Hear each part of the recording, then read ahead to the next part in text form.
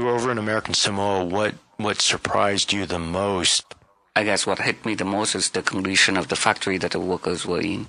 The factory was surrounded by fence and barbed wire on top and on the bottom, and they have a chain link fence around the whole factory and dormitory compound.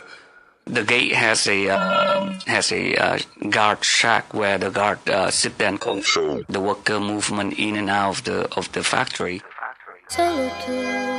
The factory are made of tin panels with tin roof. It's really hot. The temperature over there is regularly 90 degrees, and inside the factory or the dormitory, it reaches way over 100 degrees. Yeah, it's a contemporary form of slavery, they call it slave labor. But they don't prosecute them cause it's how they make paper. When you rockin' that fly shit that's made in China by an 8-year-old child trying to feed his mama, he exposed to contamination and disease. And only 55% of them will get degrees. And the women have to try to placate the boss because of sex discrimination in the labor force. The slave master only let them speak in sign language, and they suffering from lung disease and eye damage. 14-hour shifts, 7 days a week, 2 shitty meals a day, very little sleep. Human life only worth 3 cents an hour. All human rights lost, no sense of power. What did 400 years in the grave pass us? Only the improved cleverness of slave masters. Is life worth living if you living in hell? When the mind is confined to a prisoner cell, and the lies they devise in a system that fell. But I expect the system to fail. Is life worth living if you living in hell? When the mind is confined to a prisoner cell, and the lies they devise in a system that fell. But I expect the system to fail.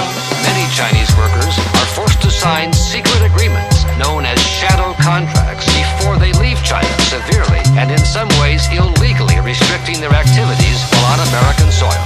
Workers are forbidden to participate in any religious or political activity, or to ask for a salary increase, or even to fall in love or get married. It's 1.6 million people locked in jail. They the new slave labor force trapped in hell. Damn, they generate over $1 billion worth of power, and only getting paid 20 cents an hour. They make clothes for McDonald's and for Applebee's, and working 40-hour shifts in prison factories. And while we sit around debating who to whack MCs, they have to work when arthritic pain attack the knees. Slavery's not illegal, that's a fucking lie. It's illegal unless it's for conviction of a crime. The main objective is to get you in your fucking prime and keep the prison full and not give you a fucking dime. But they the real criminal, keeping you confined for a petty crime, but they give you 2 to 9. And ain't nobody there to protect you except a bunch of incompetent human rights inspectors. Is life worth living if you living in hell? When the mind is confined to a prisoner cell, and the lies they devise in a system that fell. But I expect the system to fail. Is life worth living if you living in hell? When the mind is confined to a prisoner cell, and the lies they devise in a system that fell. But I expect the system to fail. The sweatshop situation kind of pervasive and kind of take advantage on the people that are poor and at an economic disadvantage. This Chinese woman made t-shirts and pants at the factory until she became pregnant. I was pregnant. They told me to have an abortion.